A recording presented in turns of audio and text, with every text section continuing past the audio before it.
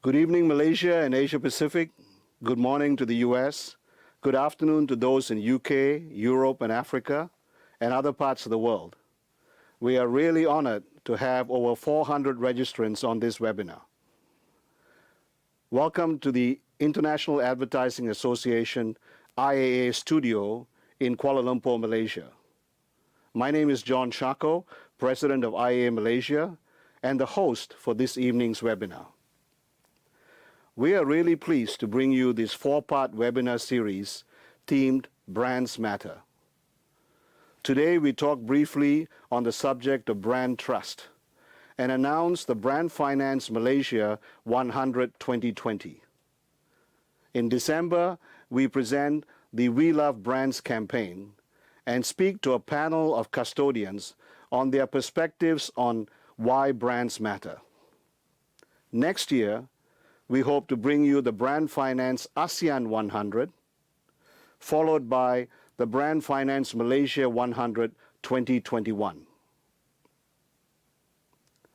Today's webinar by IAA Malaysia will comprise a brief introduction from me on why brands matter and the role of brand trust.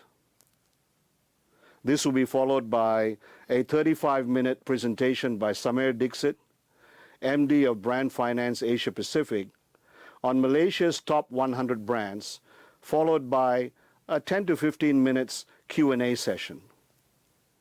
Please feel free to submit your questions via the chat box on the webinar.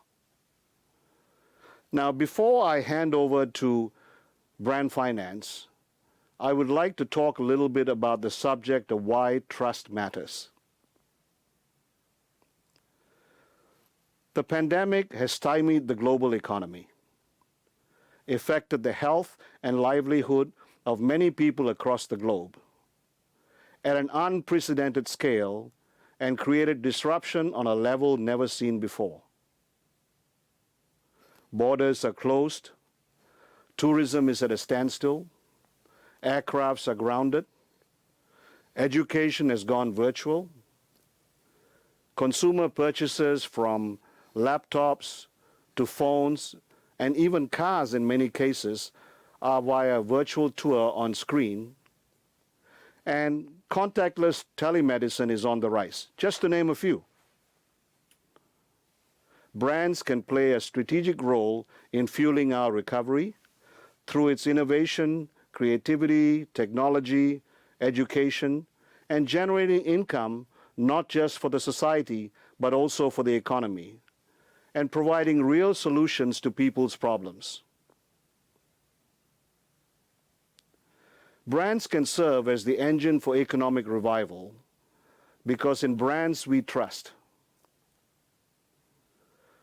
Now, trust is not new and has been important all along. It is one of the key ingredients towards brand love. In these uncertain and unpredictable times, trust plays a much bigger role.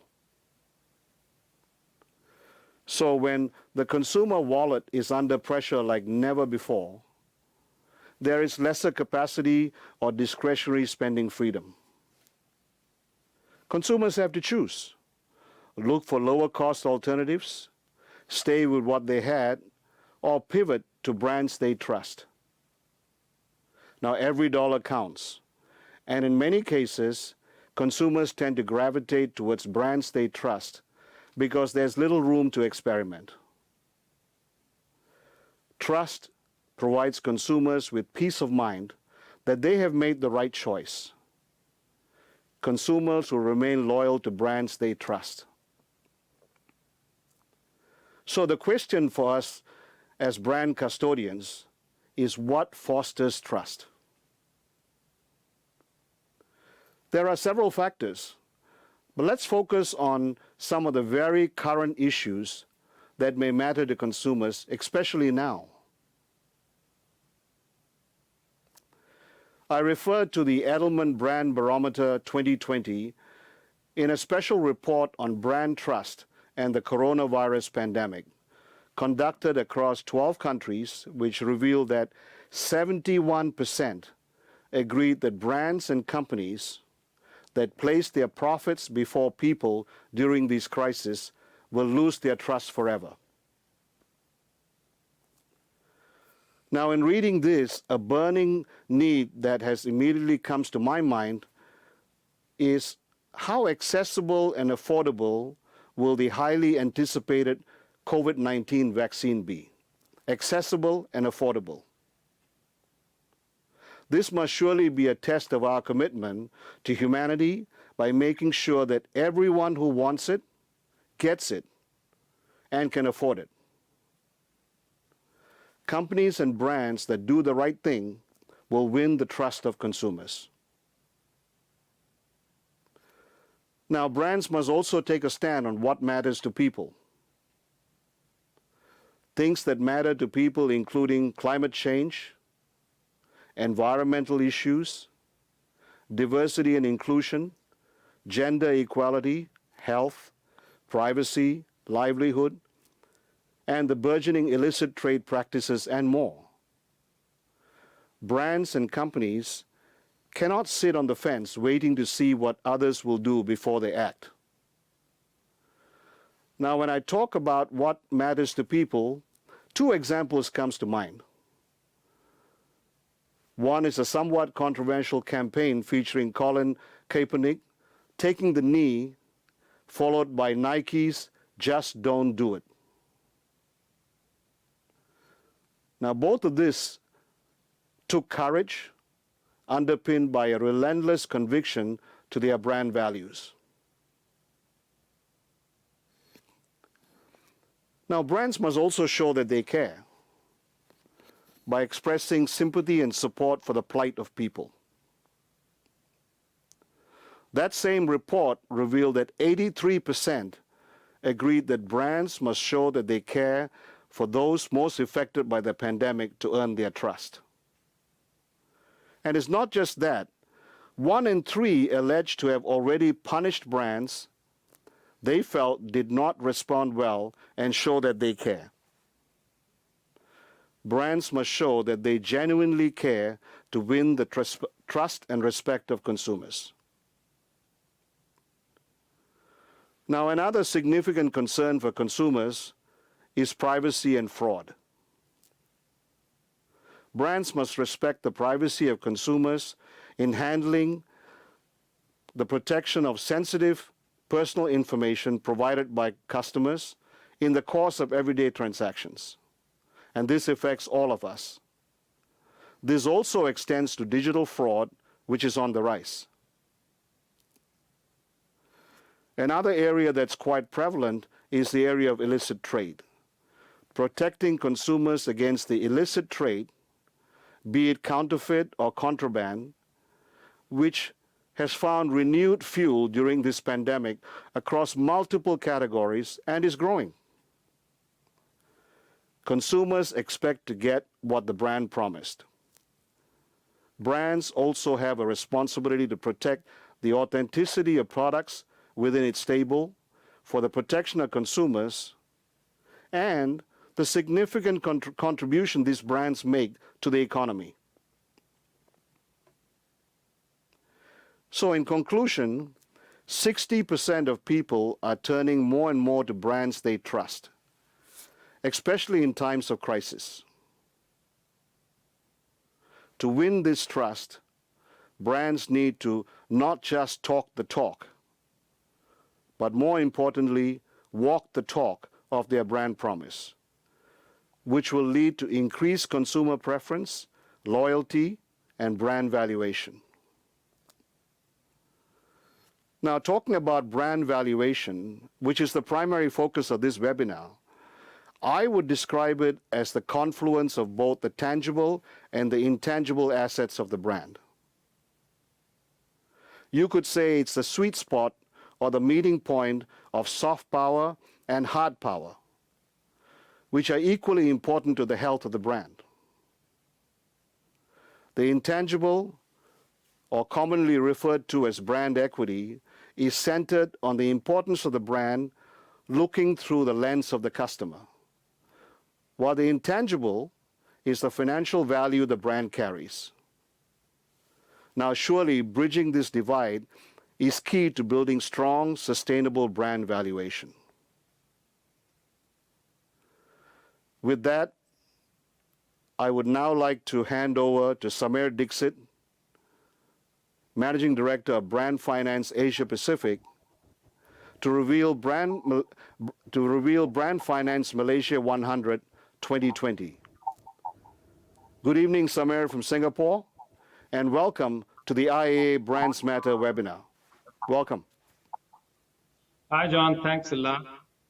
Thanks for having me over. It's wonderful to be here and share more about the brands during these trying times. Welcome, everyone. I think everything that John said holds extremely true and critical, more so now than it was probably a few months ago, before the pandemic started. I would just touch upon a few. Every dollar counts. That's how the management is looking at it. That's how the CFOs are looking at it. That's how the investors are looking at it. ROI will be more important going forward for everything that we spend. That sort of brings you back to the brand must deliver to the financials. It must connect the finance. It must connect the marketing expenditure to an ROI that is justified in dollar terms to the CFO, to the CEO, and to the board and the investors. John talked about trust, which is extremely critical. It's not new, but it is more important now, because if people trust the brand, they're more likely to stay with you now in these tough conditions than move away. And that has a very large impact on how the value is going to grow in the future. People will cut costs irrespective of what we say. I'm talking about the consumers. They are not so much the marketeers. They would cut costs, and then that's an opportunity where you can actually lose a lot of customers if the trust is not there, if they don't have you as top of mind, if they don't have the brand, if your brand is not so loved. So one needs to keep that in mind. A lot of people have asked me a lot of times, how should we go from here? Where should we go from here? How do we recover? How do we sort of manage these difficult times? Well, my view is very simple. The whole world is trying to recover, and that's probably somewhat is causing the problem. This is not something that you can recover overnight from. I think the right word is you just need to reset. A lot of times when you have a problem with a device or with a situation, just reset, take it back to zero and move on from there. Then you are looking forward, you're looking ahead, you're far more positive rather than, keep beating yourself about, oh, I'm down 40%, oh, I'm down 60%, or I'm down 90%. So I think some of the changing of the mindset is really going to help the world recover. I will touch upon a little bit on the COVID. Coming back to the brand value and brand rankings, we are going to share the top 100 Malaysian brands for 2020. A lot of the brands have done very well. So my congratulations to those brands in advance. Those who have not done well, don't worry. This is an annual thing. You will probably recover. Though the times are difficult, so I'm not very sure about that. All right. We are in the ideas economy, and we've always been that way. A lot of the companies, the new companies, particularly the fintech ones, your Airbnb, your Ubers and Grabs of the world, they really don't have any product. What they have really is the brand, and that's why the brand matters most. We are in the ideas economy, and that economy is of the intangibles. The sooner we realize the value of our intangibles, the sooner we realize what drives them, the sooner we realize how critical they are for the growth and for competitiveness, the faster we can grow the value, come out of the crisis, and do a whole lot of things differently. Many times when I talk to people, everyone says, yeah, I'm spending a lot of money on my branding, and yes, I'm doing this and X, Y, Z. So what we see more and more is for people is branding is equal to brand and vice versa. People think brand is branding and branding is brand. Not really, I would say. Brand is a lot more than just branding. Branding is just your logo. You put it wherever you want to put it, whether it's your shop front. A brand is an experience, it's a whole lot of different things. So you need to be very careful when you're talking about brand. You're not just talking about an advertising, you're not just talking about a product, you're talking about a whole customer experience. You're talking about multiple stakeholders. I'm not even just talking about customers. You're talking to investors, you're talking about suppliers, you're talking about business partners, you're talking about employees, every one of them. So brand impacts every one of them. It benefits the organization in different ways. And that then brings the benefit to the how quickly and how well the brand will grow. I can't see my slides. Sorry, my slides have disappeared.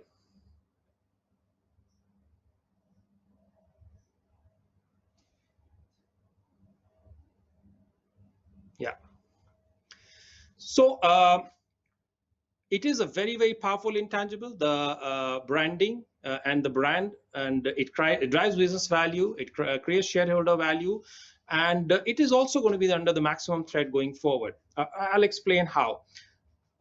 Intangibles, well, if this was a session that, as we would have usually done in an auditorium, I would have asked for a show of hands to say how many of you actually know the value of your brand, or how many actually know the type of intangibles that you have in the business and how they're growing, etc. But different times. So intangibles are a critical value drivers. There are different types of intangibles that you can see. There's goodwill, there's artistic. I mean, most people just end up looking at goodwill. There's marketing intangibles, customer intangibles, contract. When we're talking about brand, we're talking about just one type of intangible here, which is the marketing intangible, right? Contracts, technology, all these. Then there are tangible assets. Most companies almost always end up focusing on the balance sheet, which is where the tangibles are. Nothing wrong with that, because that's the CEO's mandate. But guess what? The larger value, or roughly the same value, actually sits on the intangible side. So what is the percentage? Roughly, we do this study, we track 57,000 companies across 128 stock exchanges around the world every year. In fact, the 2021 is just going to be released tomorrow. Those who are interested can just write to us. We'll send it to you. And look at this here. So the green one is actually the tangible value, and the three gray, blue, and boxes are the intangible value. 48% of all companies' value is in the intangible. This is the global average. It hasn't moved much. In fact, it's gone down a bit, but after going down, it's still 48%. What does it mean for management or for all of you brand managers? Two things. One is there's an equally large value sitting within the organization that you are managing. So people who are managing entire business, so there are, let's say, 5,000 people managing the balance sheet, and that's the value that they're controlling, the 52%. And maybe just 5 of you sitting in some remote corner of a building are managing somehow magically this 48%, which is the intangible. So that's the challenge, that's the role that you have, and that's the message that the management needs to hear is, look, there is a very critical value there. It is an extremely large and valuable asset that we have, and it is almost 48% of our company's value. So if your company is worth 100 billion, this is 48 billion sitting right there, which maybe nobody's managing well, maybe nobody knows how it's growing, maybe nobody knows what the key drivers are taking it up or down. So that's the real importance of it, and that's the message that you should take to the management, to the board. Value is a very critical brand success measure. In fact, the rankings that we publish are the world's only triple certified. We have 2 ISO certifications, and we also now, the rankings that we publish are also certified by MASB, the Marketing Accountability Standards Board, as the marketing ROI. So if you go to the website, you'll see they have certified this to be a marketing ROI that should be shared with the management.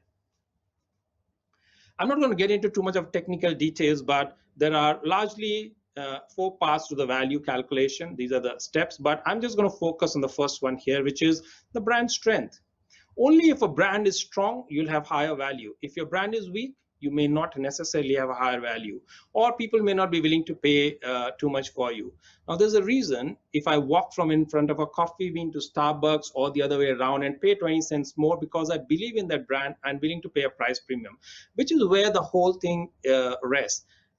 A brand is a critical tool to command price premium. And if you're not able to get the price premium, if you're always discounting your products, if you think that's the best way to compete is by giving discounts to the customers, I think some of that thinking needs to be run through the our heads again to say, is that using the brand effectively or not?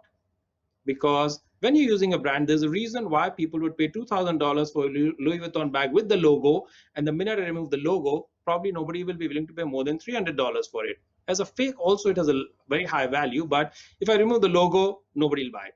So that's the power of the brand, is command price premium. And if that's not happening, there is something amiss there that you need to look at. So if I want to take a McDonald's franchise, for example, and the brand is strong, I'll have to pay more for everything. If I want to take a Moss Burger franchise, the brand is not so strong, I'll have to pay less for everything. So that's why the strength of the brand is extremely crucial. Who controls it? All of you, the marketing folks. The strength of the brand is controlled by the marketing people. Well, historically, everyone has been managing the brand equity, and you do the brand health trackers, etc. So how is this so very different? Two primary reasons. One is it's a more holistic score that can actually be applied across the organization, irrespective of product category, customer segment, geography, business vertical, etc. And that's the first challenge that you can overcome with this, because every department, every product manager, every geography, every business vertical may have a different set of KPIs, the measurements. This is one common platform that can be applied across everything. So that's why this is important. The second important part of the brand strength is that it combines your, so what you historically measure the equity, it combines the input and the output with the equity. So it outlines the correlation of the three. So it's a more holistic framework to look at. Well, there's a third reason also. This is now ISO certified, the ISO 2670. So we are one of the first companies to have the ISO certification for brand evaluation, which is this process here, which then leads into the value. So let's move on. Like I was saying, there's equity is what is historically measured. We combine it with the inputs, which is your investment, how much you're investing in the brand, and the inputs drive your equity, the equity drives the performance of the business, and that's the framework that comes together. So you will see in front of each of your value, there is also a brand strength score, which is a score out of 100. The lower the score, you get starts with a triple D here, goes all the way to AAA plus. So AAA plus, AAA, AAA minus, AA plus, AA minus, and goes all the way down to D.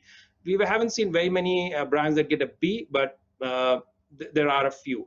Now the question is, are you a AAA or a AA or you're A, and where do you go from there, and how far ahead or behind are you from your competitors? So that's the important factor there for you to know and see. You will see the scoring there. Coming back to the top 100 brands, what's happening in the Malaysian market? The overall brand value has declined slightly, 0.4%.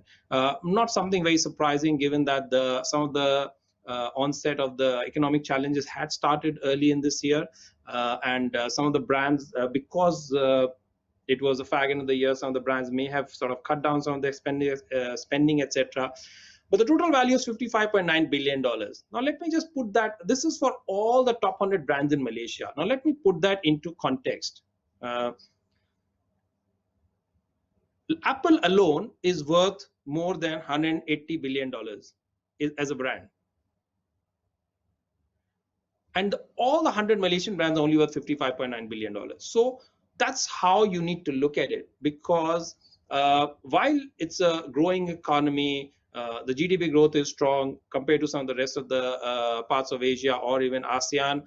Is the value that's not growing? Why is it not growing? Probably because the intangibles are not so much in focus. There are a lot of technical reasons for that. I'm not going to get into that, but there are reasons why, because there's a lot of marketing focus, balance sheet focus, brand equity focus, but value is still not a KPI. So much so. The big brands do that. So even if you pick up a HSBC report, for example, 10 years ago, you will see that the brand was one of the key priority for the board, and it was a KPI, one of the 20 KPIs for board's performance. The value, the ranking, etc. is mentioned in the annual reports, if you see. So that's how important it has been historically to the larger organizations. Okay, just looking at the split, where is the value coming from? We've seen this happen in most cases in Asia in particular. This is not the trend that you'll see in Asian countries. You'll not see a similar trend in probably Korea and Japan. Those are the countries that are way ahead in terms of managing their brand. You'll not see a similar trend in the US or in large parts of Europe. But Asia, It is very top heavy always. There are companies that are managing the brand very well at the top, and then there's everyone else, which is what you see here is also. So 55.9 billion, the top 10 only are much more than half. 64% is the top 10. So we're looking at 36% being covered by all the rest. Out of that, again, if you look at 11 to 20, there's another 14%. There's another 7% here. The bottom 50 brands are actually only contributing 6% of the total value of the top 100. That just shows how the focus of the brand isn't there as it should be. There's no reason why these companies, some of them have large market caps also. So it's not like we're talking about companies that are relatively small or the companies that are not doing well. They're all doing well, but it's just that they're very balance sheet business focused and not brand or intangible focus. Some sectors, oil and gas is of course number one, but that's obvious because Petronas is one of the largest corporates in Malaysia. We can't shy away from that. But look at the companies that are after that. Is banks, then telcos, then casino and gambling, Genting, of course, very popular.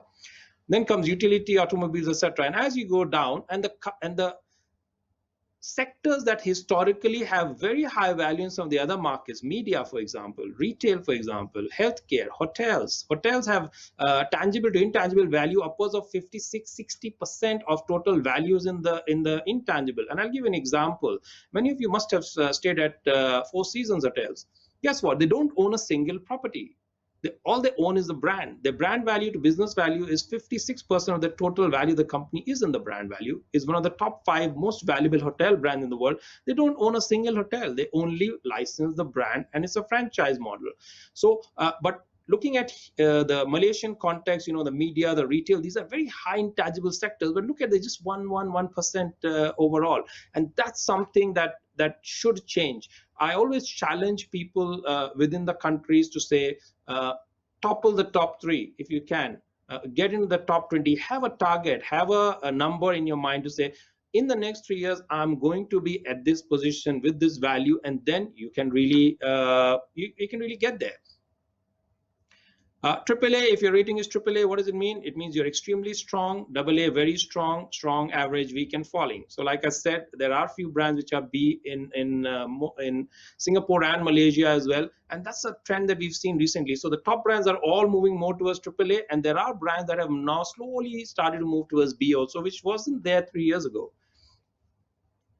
Telcos are more, they're stronger brands, so this is by sector. Banks come next, then comes oil and gas, then utilities, airline, and retail. Airlines, again, AirAsia is a very strong brand. So is Malaysian Airlines. Actually, as a brand, it's not that bad. It's the business that's suffering. Singapore Airlines, the brand value to enterprise value to brand value is 36% is now, it used to be again 53-54% till about 4 years ago. So if you look at it, AAA, very small numbers. Majority of them are AA, A, or A+. The green one, the blue one is 2020. So there is a decline in A, more increase in A+. So that's a good sign. More people have moved there. There's a decline here. So more people have moved to from AA- to A. So that rating is extremely, extremely critical. You'll also see a brand value to business value ratio when I show you some of the rankings and the listings, the top 10. Now, what does that mean? The higher the percentage, so you'll see, let's say your intangible value, what I was mentioning about 48% of value being in the intangible, different sectors will have different numbers. If your brand value to enterprise value published in a report says 30%, that means your brand is driving the business success. If it's 2%, your brand is doing nothing for your business. So the higher the percentage means the brand is contributing to the business success. The lower the percentage means the brand is doing very little, nothing. What does it mean? If I were to, let's just say you're a bank and your percentage of brand value to business value is just 4% or 5% or even 10% for that matter. I come and buy you. I don't need to keep your name. I can just throw it out.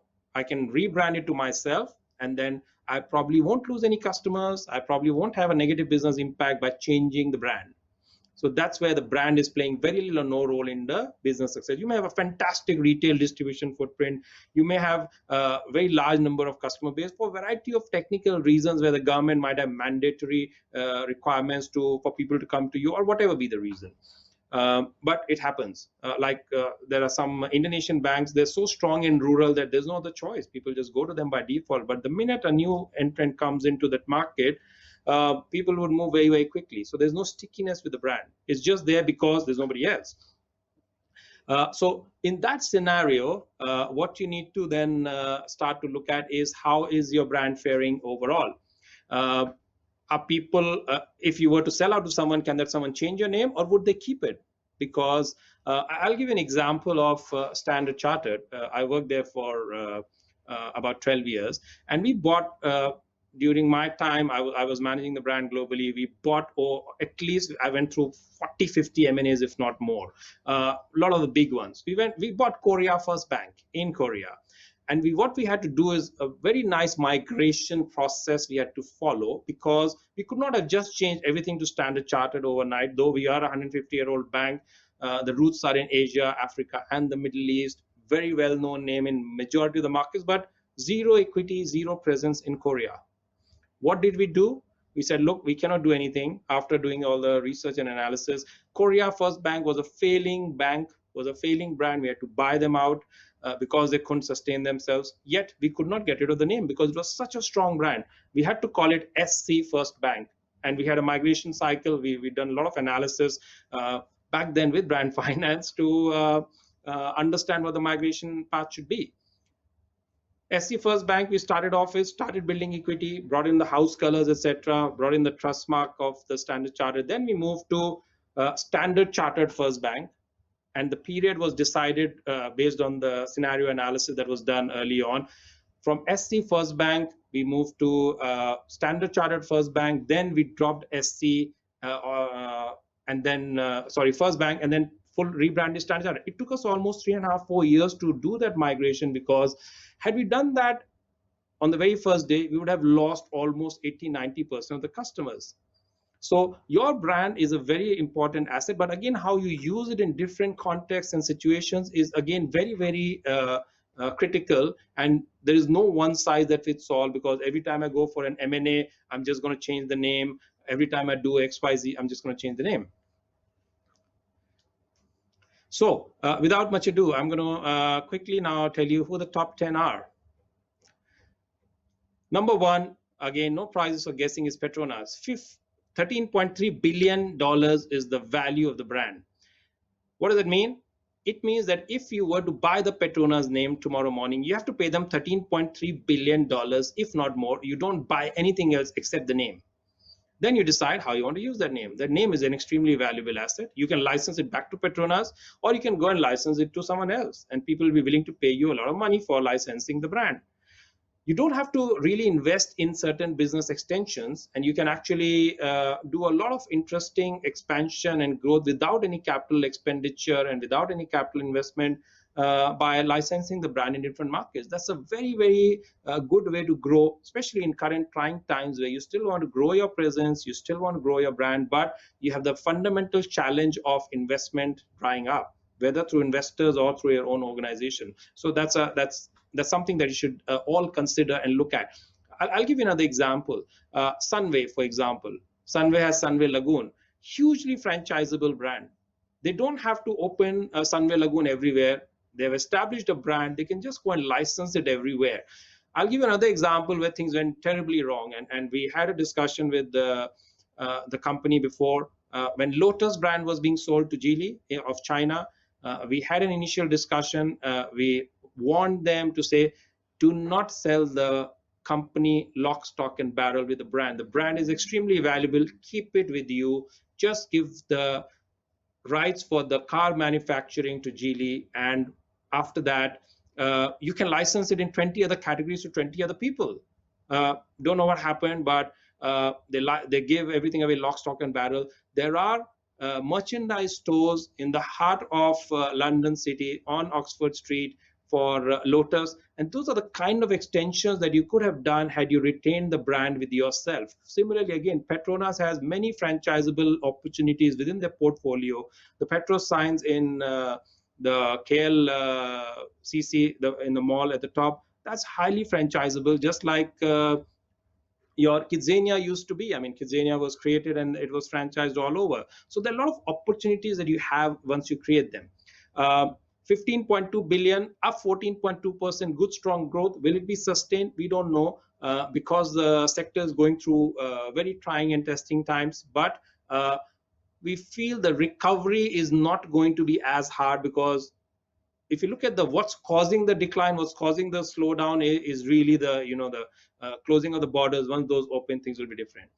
Maybank 4.2 drops to 3.97, still up from number 3 to 2. Genting drops a place here, minus 5.5, but they're still growing because Genting has dropped so much more. Why? They're in the sector which is the most impacted. But guess what? All this analysis, the financial forecasts, etc., that we use are pre-COVID. So this is actually a natural fall. We cannot attribute this to COVID. So there is something seriously wrong with how the brand is being managed or was being managed, because they dropped huge drop in the value. 23% is not a small drop at all. Tanaga, utility brands are very, very hard to build because people have very liquidity, but they've done a fantastic job there, I would say, growing very well, 2.4 billion, 2.7 now. It's not easy to build a monopolistic brand, but I think the kind of efforts they make, whether it's CSR, whether it's the brand activities, initiatives, digital applications, making customers' life easier, despite knowing that I'm a monopoly brand, they still do a lot to make everyone's life easier. Sam Darby, again, property sector has its own vows. Here is another very good example of the brand not being utilized. And I'm not singling out Sam Darby here. The entire property sector does the same. I was having chat with someone else in the morning also. You go and buy a house in a condominium, you'll very seldom see that the property, that the builder's name is there. Sam Darby, it will never say Sam Darby XYZ. It'll say Kiaraville, or it'll say, the Palm Springs, or it'll say something else. Why are people not using the brand? And we have enough research going around, which we've done over the years, to show the minute you put a Sam Darby name there, it has a very different connotation of trust and quality, etc. And people are actually willing to pay 20% more. But people still want to put it. The reason for that, from our point of view, is very simple. That just shows that the brand understanding is very, very little or poor. Otherwise, these kind of decisions would not be made. The brand is capable of driving the profitability for the business, but it's not being used in that manner. But that's the problem. Except Eco World, which is absolutely fantastic. You will probably not see anything that doesn't say Eco in the name. And that's a very good example within the property sector of using the brand very effectively, using it right, and using it to a business advantage, whereas all the other players, sadly, are quite all over the place. Public Bank, really, really large, one of the largest footprint perhaps, but still falls so much behind Maybank. The market cap to brand value ratio is really, really tiny. It's low single digits, sometimes edges towards 10%, 11%. The banking average for BV, brand value to market cap, is 23 to 24%, which basically means the top 3 banks in all the countries should be at least closer to that average. And if you're not, then there's something seriously wrong. CIMB, again, a lot of business challenges for them. Good stable position. Max has been growing well. AirAsia, DG, all are doing quite well. So that completes the top 10. I'll just quickly tell you about Maxis. We were called in many years ago. I think this was about 5 years ago. Sandeep Das used to be the CEO, and his big problem was, why do you always split Hotlink with Maxis? And I just look at him and saying, well, you know the answer. Why are you even asking the question? You are consciously building 2 distinctively separate brands.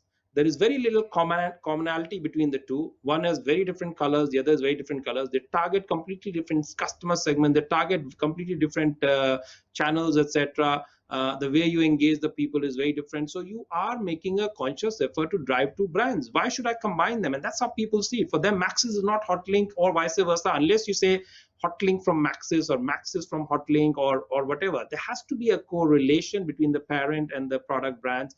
Otherwise, you are either creating a competitive brand for yourself within your own portfolio, or the contribution of whatever product brand you've created to the master brand or to the parent entity is very little or zero.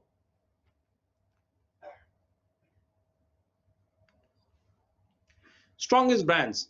again, I was talking about the ratings and the brand strength ratings and the scores.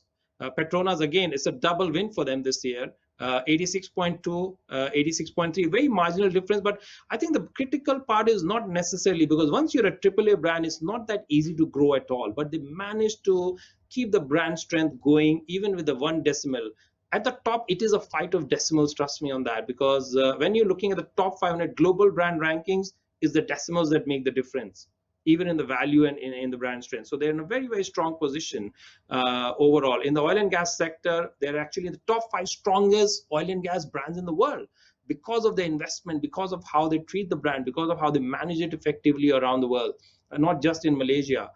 They have very little retail footprint around the world in terms of petrol stations, and people always scratch their heads and wonder why they're doing Formula One sponsorship, why they're spending millions of dollars when even Malaysia doesn't have a Formula One anymore. Well, the brand isn't just about where you're doing business, because like I said, it's a magnitude of stakeholders, all the stakeholders. So you have to build the brand from a more holistic point of view rather than just from a very sales focused point of view. DG, the second strongest brand, 87.8, dropped a bit. So they were the number 1. They become number 2. So Petronas goes to number 1. But again, a very, very strong brand. Amongst the telecom players, in fact, they are one of the strongest brands all over ASEAN, not just in Malaysia. Maybank, very strong bank brand. Maxis, again, AA plus has become a AAA. Big jump in the score. So they would have done a lot of things well over the 2 years.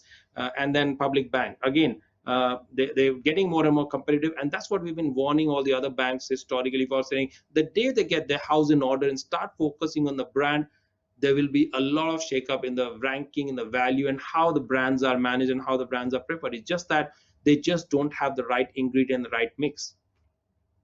So the brand strength is very important. Brand value is important. If you have brand strength and brand value as a KPI, that goes to say a lot.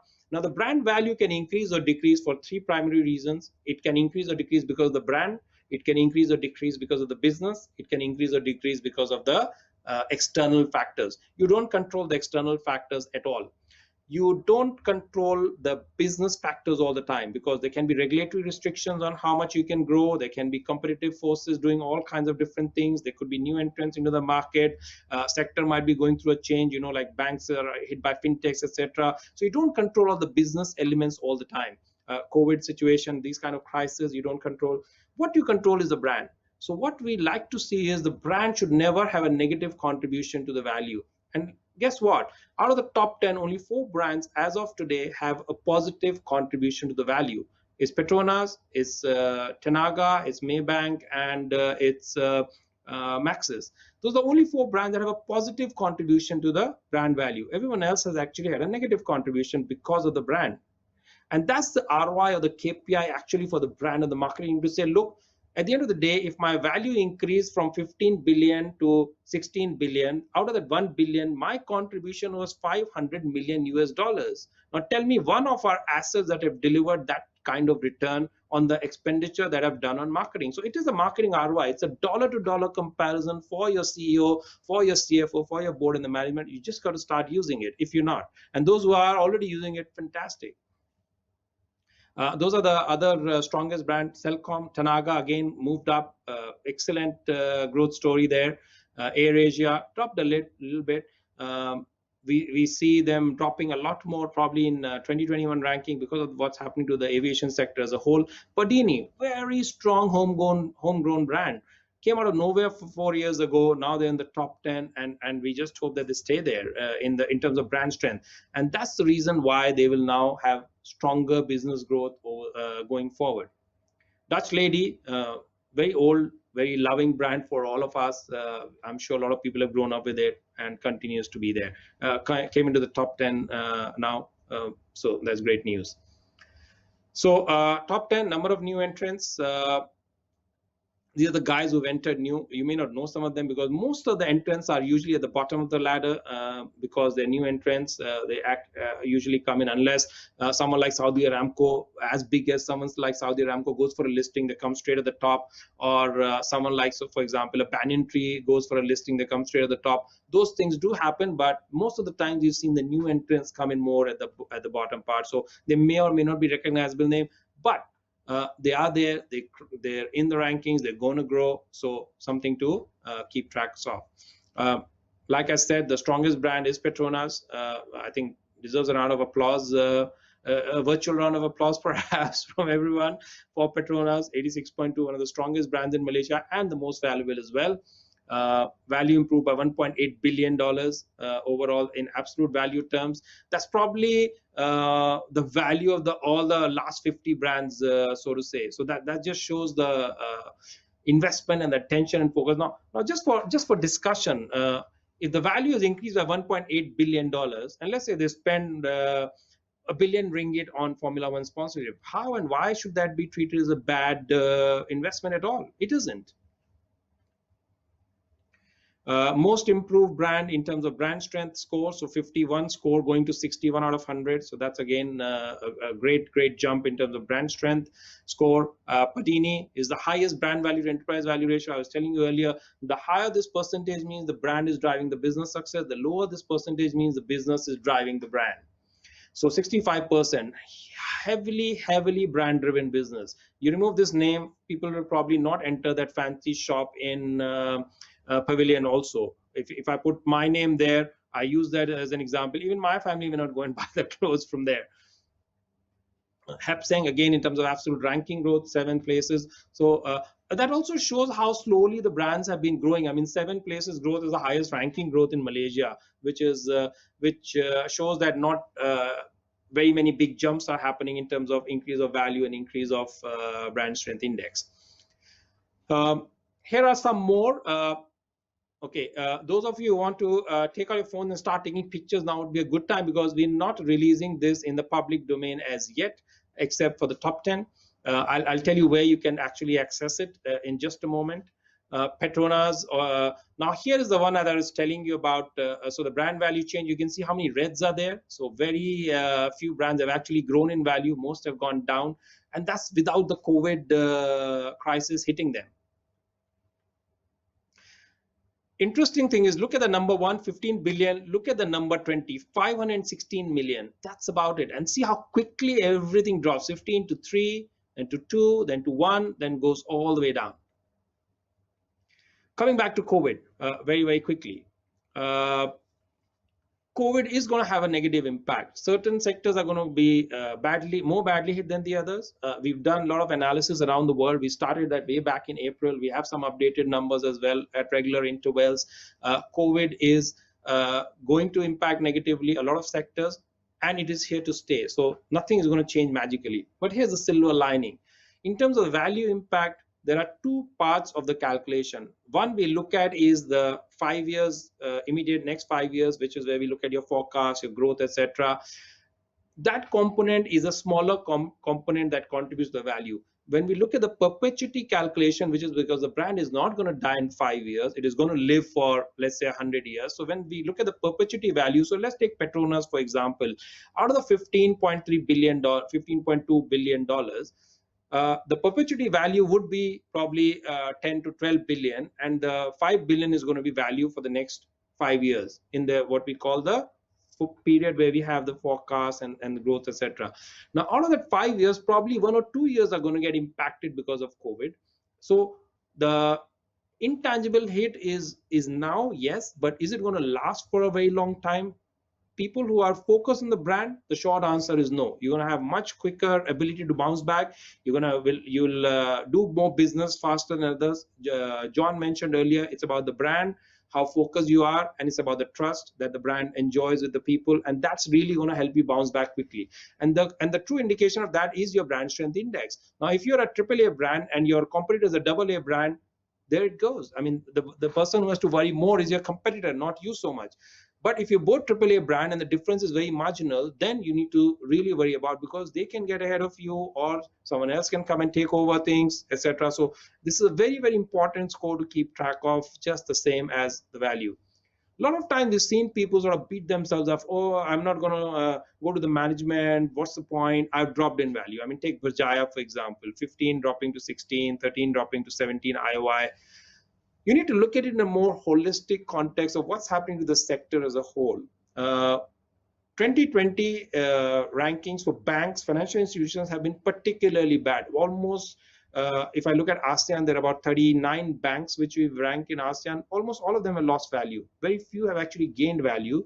However little the loss might be, they've all lost, because there are different sectors which are stressed.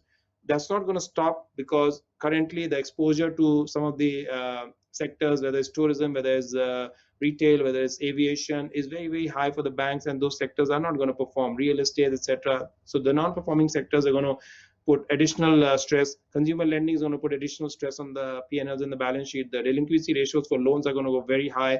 We don't know what's going to happen to the bad debts, etc. A lot of provisions are being made. So there are a variety of factors that have actually impacted you. So look at it in a more holistic context, which is, how is the industry performing as a whole, and what is my position within the sector, within the industry, rather than look at it in isolation of my 14 has become 16, so I've performed poorly. No, not always.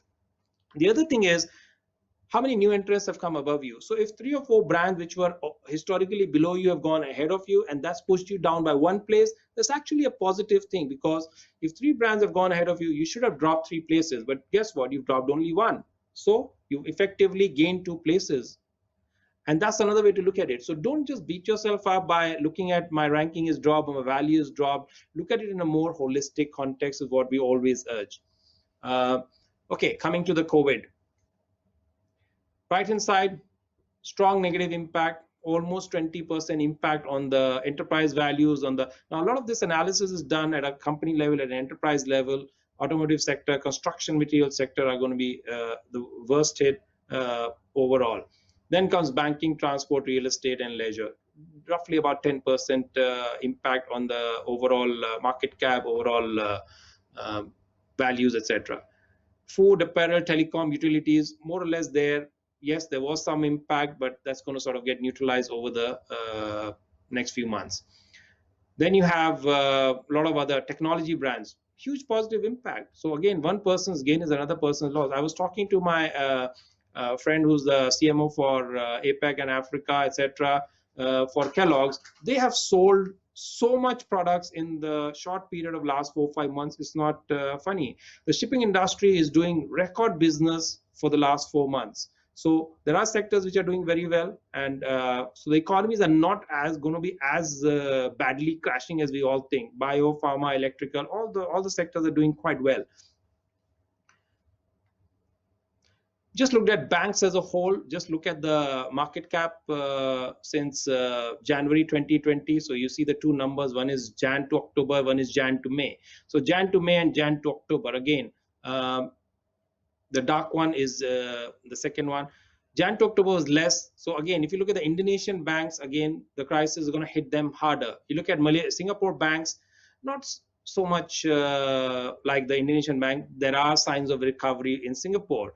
There are signs of recovery for some. RHB is showing better market cap growth, not as bad. There's signs of recovery, whereas for Hong Leong, there isn't.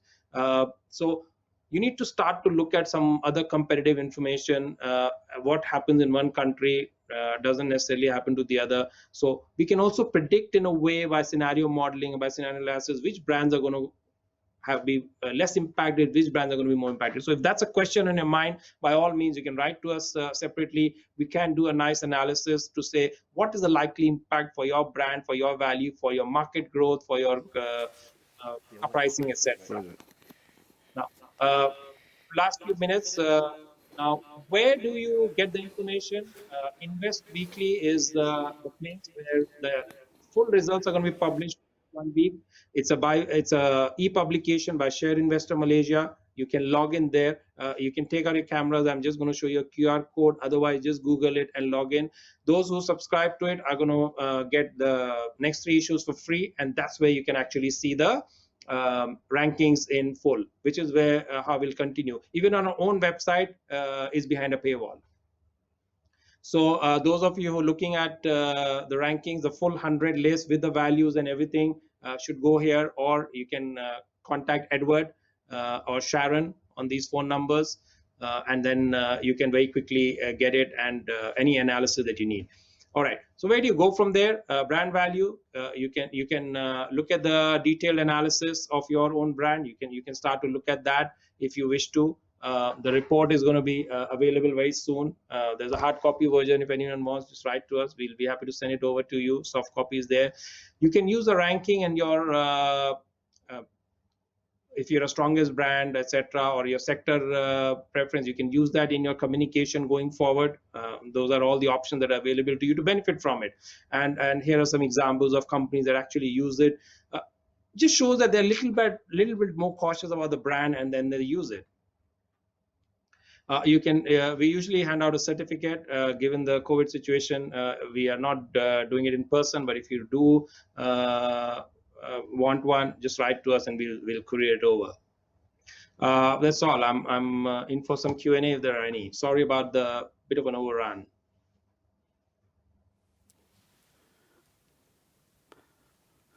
Thank you, Samir. I'm sorry you couldn't be with us here. The plan was to have you sitting here, socially distanced, of course. But under the current situation with travel restrictions, we got to do this virtually. I'm going to go straight on to some questions that have been handed to me because we are running a little short on time. Samir, there are two power T's. I call it the Tesla and Top Glove. All right, they're two powerful brands, right? Now, Tesla is reported not to have made a profit as yet, so it's claimed, right?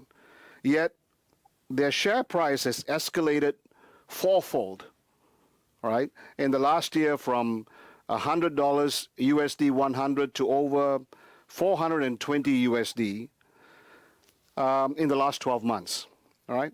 Yeah. Now, Top Glove, whose demand has gone up significantly over this period, and is actually out of capacity, I believe. Yes. And their share price has also escalated fourfold, right? From 2 ringgit to close on 9 ringgit, okay?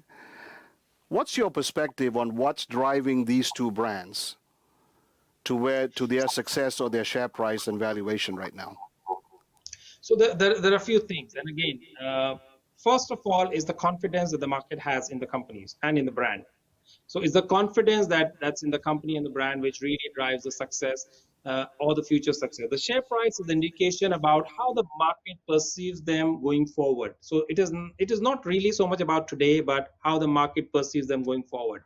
Of course, the more people buy, the more trading happens, the share price goes up because people are more confident that this company, this sector is going to do well.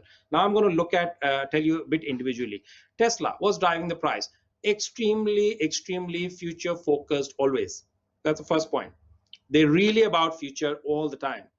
They got into the SpaceX, so they've launched the spacecraft, which really was a fantastic thing for them to do. But the bigger thing that's really contributed very positively is the China factory. Now they've gone into a country where the potential to buy or sell their products is so large, phenomenally large. The market, China as a market, is getting extremely brand conscious, and they are really sitting on a huge growth opportunity there. It may come 3 years from now, it may come 4 years from now. It's a very large investment. It's probably one of the largest plant outside of the US, and that's what giving the confidence to the customers to say, look, their sales are not going to get as badly impacted. Whatever is happening between the two countries with the trade corridor and trade fights, etc., the fact that Tesla has a plant in China and they're going to manufacture locally and distribute and sell locally just gives that confidence to the customers, to the investors, to everybody. So it's all about the confidence. Top Glove, again, on the other side. Now, these are the kind of things that don't suddenly, just because the pandemic has sort of dialed up the whole pharma sector, doesn't mean they're all going to disappear literally overnight. There are countries which have regular ongoing orders with them. Again, they're not just sold out now, they're probably sold out for the next year and a half. So that's one part. Second part is the habits don't change. Once people get used to the certain level of hygiene, it is very hard for people to just shake it off one fine morning. The same thing we saw happen with syringes when the thing was there for HIV. The same thing we saw happen with the condoms when the HIV thing happened. You don't just suddenly get out of the mold and think, now the problem is over, let's throw it away.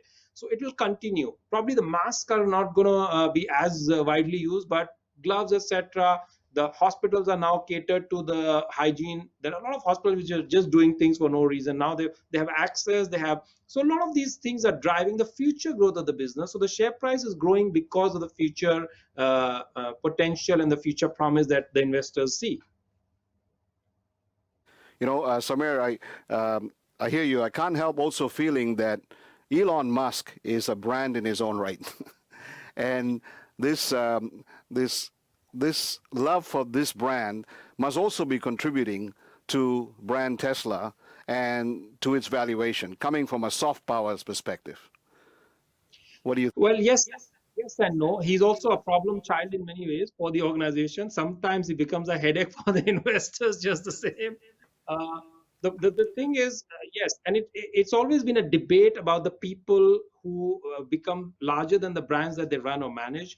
But I think the customers really draw a fine line. So in a certain audience segment, he is the brand bigger than the products. In a certain audience, the product brands are bigger than him.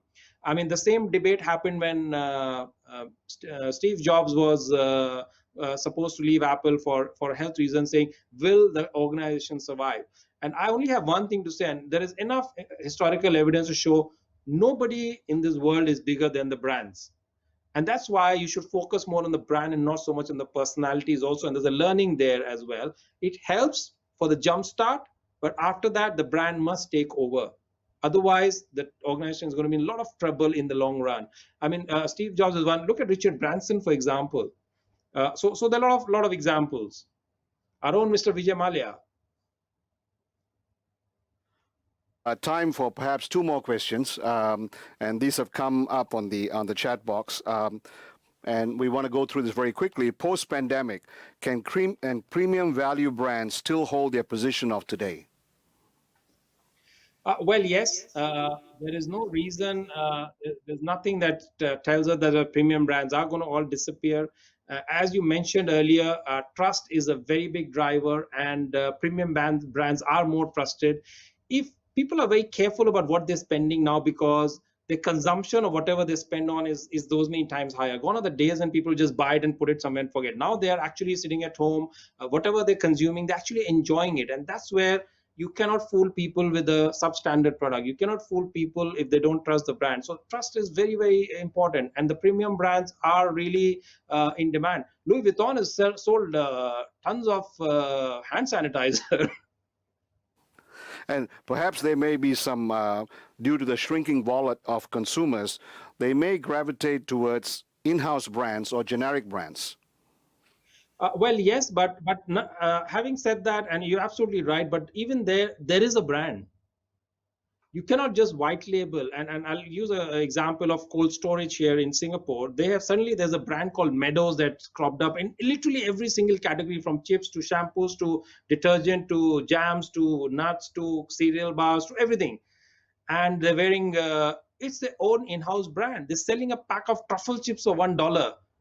And then you think, there must be something seriously wrong. Nobody can sell a pack of truffle chips for $1. It is absolutely fantastic in terms of taste, quality, everything. So it's a trial price. But guess what? I think they're doing a really, really phenomenal job by creating a brand which is not cold storage. Because unlike some of the other players like FairPrice, they created their own house brands called FairPrice. Now, hey, Samir, time for one more question. Sorry, I didn't mean to cut you off. In relation to airline brands, there's something that came in. The refusal or reluctance to provide full refunds to customers. Will the brands be damaged because of this? For years to come. This is something that you do it once to the customer, it doesn't go away. A bad experience, a bad word goes around many times more than a good experience and a good word. And I have friends who personally experienced that. I have family who personally experienced that, both good and bad. Like, you always talk about a bad experience. You may forget to mention a good experience, but a bad experience, nobody ever mentions. Nobody ever forgets to mention. So that's the real test of it. Absolutely. I couldn't have said it better. In closing, thank you, Samir. Thank you, IAA Malaysia. And most importantly, thank you to the 400 people who registered on this webinar. Good night, Asia Pacific. Good morning, US. Good afternoon, UK, Europe, and Africa. Keep well and stay safe.